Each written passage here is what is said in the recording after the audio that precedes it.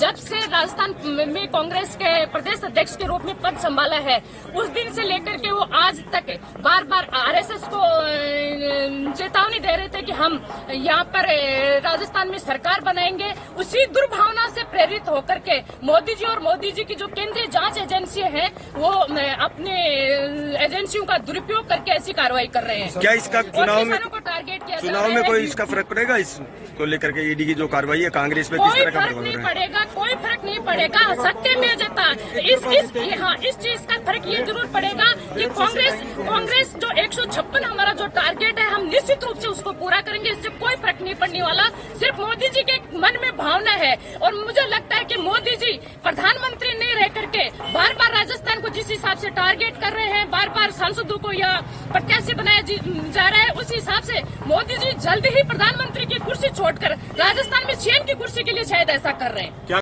ये बौखलाहट है भारतीय जनता पार्टी की? ये ईडी का दुरुपयोग है। जहां जहां चुनाव हो रहे हैं वहां ईडी का दुरुपयोग करेंगे। ये सामने आकर ये जो आरोप कांग्रेस लगाती रही है ईडी के बारे में, मैं कहना चाहता हूं ईडी के अधिकारियों से कि इतने दबाव में नहीं आए। जिस संस्था के वो हिस्सा है, जिस संस्था के अधिकारी हैं, कर्मचारी हैं, उसका हिस्सा है, उसकी साख को बनाए रखें। इतना नहीं दबे कि जो जहां जा रहा है, जो आदेश हो रहा है उसको पूरा करें। ईडी अपने साख बचाए, अपनी साख बनाए। ये एक परंपरा। अब तक क्या होता था कि जहां चुनाव हो, किसी स्तर का चुनाव हो, मोदी जी पहुंच जाते। अब मोदी जी का प्रभाव खत्म। तो अब जहां चुनाव हो, किसी स्तर का चुनाव हो, ईडी जी पहुंच जाते। फर्क कुछ नहीं पड़ने वाला।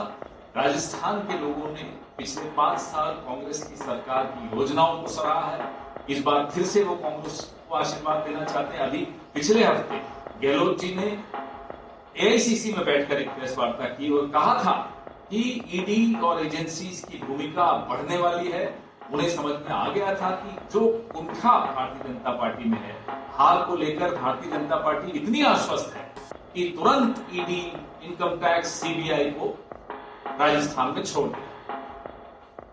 अभी कुछ योजनाएं घोषित हुई थी। प्रियंका गांधी जी अभी राजस्थान कल गई, उन्होंने अच्छी घोषणाएं की। उन घोषणाओं का असर यह है कि सुबह सुबह आज ईडी की दस्तक हुई। देश की जनता में विश्वास खो चुकी भारतीय जनता पार्टी देश की प्रतिष्ठित जांच एजेंसियों के माध्यम से केंद्र की सरकार के खिलाफ आवाज उठाने वाले नेताओं पे ईडी, सीबीआई और आईटी के द्वारा प्रतिशोधपूर्ण कार्रवाई कर रही है। उसी का नतीजा ये है कि जो लगातार भारतीय जनता पार्टी और संघ के नेताओं पे मुखर हमलावर रहे, राजस्थान कांग्रेस के अध्यक्ष गोविंद सिंह डोटासरा के निवास पे और कांग्रेस के अन्य नेताओं पे ईडी की कार्रवाई की गई। राज्य के अंदर चुनावी समय आने पे हम लगातार कहते रहे हैं कि केंद्रीय जांच एजेंसियां जो देश का गौरव होती हैं, उन्हें भारतीय जनता पार्टी ने अपने टूल के तौर पे, हथियार के तौर पे काम ना ले। भारतीय जनता पार्टी आरक्षित वर्ग के लोगों पे चिन्हित करके अनुसूचित जाति, अनुसूचित जनजाति और अन्य पिछड़ा वर्ग के लोगों पे प्रहार कर रही है।